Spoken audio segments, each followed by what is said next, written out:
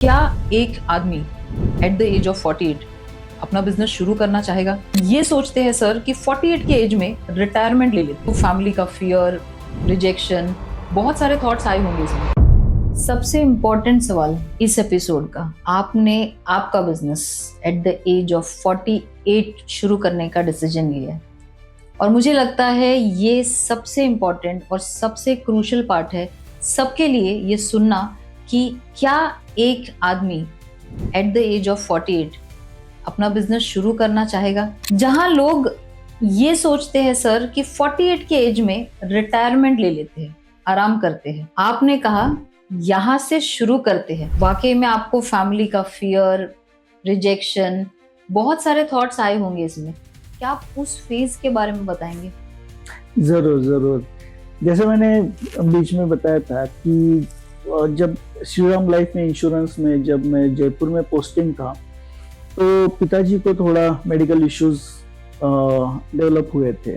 तो उसके कारण मुझे मुंबई आना जरूरी हो गया था। तो अभी मुंबई आके करना क्या है, तो काफी सारे मैंने कोशिश की, बट जैसे पिरामिड में ऊपर के लेवल पे जैसे नैरो हो जाता है, वैसे ही आप जब प्रोफेशनल करियर में होते हैं, once you go up in the ladder, तो आपका वहाँ पे स्कोप बहुत कम हो जाता है। तो काफी सारे प्रयास करने के बाद भी मुझे मेरे लाइकिंग का जॉब नहीं मिल रहा था। तो इसलिए देन सोचा कि why not start something on our own. और इसी बीच में आदरणीय नरेंद्र मोदी जी ने एक स्टार्टअप इंडिया एक कैंपेन स्टार्ट की थी। उन्होंने एक स्लोगन भी, यानी एक मैसेज भी दिया था यंग एंटरप्रेन्योर्स को, बी एंटरप्रेन्योर, भले वो पकोड़े का बिजनेस क्यों ना हो, and it become a laughing joke. But उनके पीछे का उद्देश्य था कि जॉब सीकर के बजाय आप जॉब गिवर बनो, आप जॉब दूसरों को प्रोवाइड करो। तो ये सोच भी थी। तो उसके बाद में मैंने सोचा कि why not start something on own. तो इसमें क्या कर सकता हूँ, तो मुझे इंश्योरेंस और ये वेल्थ मैनेजमेंट का 9-10 साल का एक्सपीरियंस आ गया था।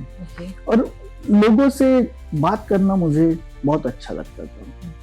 तो लोगों से जानकारी लेना, तो उसके कारण बेसिकली मुझे फायदा हुआ। इसके पीछे का एक कारण है कि I am a good listener. सुनना मुझे अच्छा लगता है। नॉर्मली सेल्स पीपल जो होते हैं, उनको बोलने की आदत होती है, सुनने की आदत कम होती है। बट जब फाइनेंस सेक्टर में आप काम करते हो, तो आपकी सुनने की आदत अच्छी होनी चाहिए, so that you can understand कि आगे वाले बंदे की क्या इश्यूज हैं।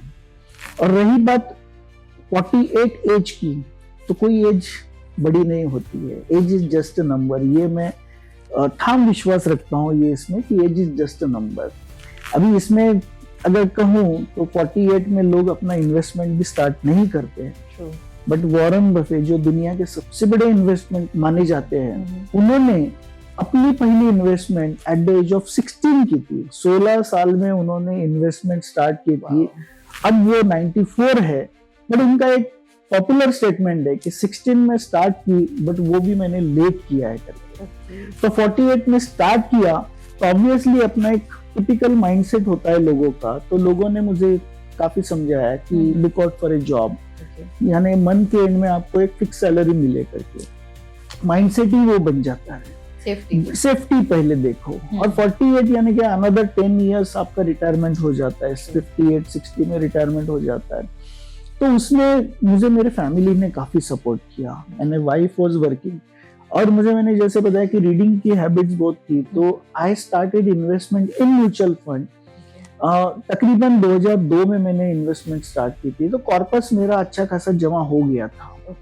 तो मुझे पता था कि ये कॉर्पस मेरे डॉटर के एजुकेशन के लिए, जो उस क्रूशियल फेज में थी, वो एमटेक के लिए उसे एडमिशन मिली थी, तो उसका एजुकेशन के लिए कॉर्पस मेरा तैयार था। और बिजनेस के लिए नॉर्मली एक बोला जाता है कि first 990 days are very important. If you can survive that 990 days, 999 days to be precise, तो you can do the miracle. Normally जो बिजनेसेस कोलैप्स होते हैं या शटडाउन होते हैं, ये 0 to 990 डेज, 999 डेज में ही होते हैं। नॉर्मली आइडिया तो बहुत सारे होते हैं, बट आइडिया इम्प्लीमेंट करने के पहले बैकआउट हो जाते हैं, या फिर पहले जो 999 डेज है उसके बीच में इतने हर्डल्स आते हैं कि लोग उसमें से बीच में से निकल जाते हैं।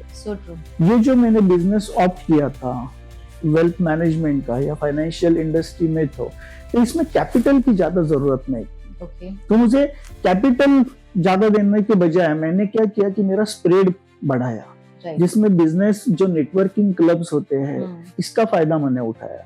पहली बात मैंने ये की थी इसमें जो मिस सेलिंग है उसे मुझे टैकल करना है, तो मुझे मेरा इंप्रेशन एक अलग क्रिएट करना था। ट्रू। तो मैंने नॉर्मली जो देखा गया है कि जो इंश्योरेंस एडवाइजर या म्यूचुअल फंड डिस्ट्रीब्यूटर होता है वो पहले अपने रिलेटिव्स को टैप करता है, अग्री। उसके एग्जैक्टली अपोजिट मैंने किया। मैंने मेरे रिलेटिव्स को टैप ही नहीं किया। ओके। मैं मेरे प्रोफेशनल कॉन्टेक्ट्स को एक्सप्लोर किया, बिजनेस नेटवर्किंग मैंने ज्वाइन किया, तो उसमें से रेफरेंसेस मैंने जनरेट की।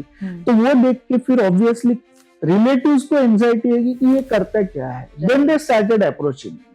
बट इसके दौरान काफी सारे रिलेटिव्स ने मुझे डायरेक्ट पागल वर्ड नहीं यूज किया, बट उन्होंने वही किया कि ये क्या कर रहा है, ये एज में नॉर्मली क्या कर रहे हो करके, इट्स नॉट सेफ नहीं है करके। But wife was very firm, अगर तेरे को खुद पे कॉन्फिडेंस है यू कैन डू इट।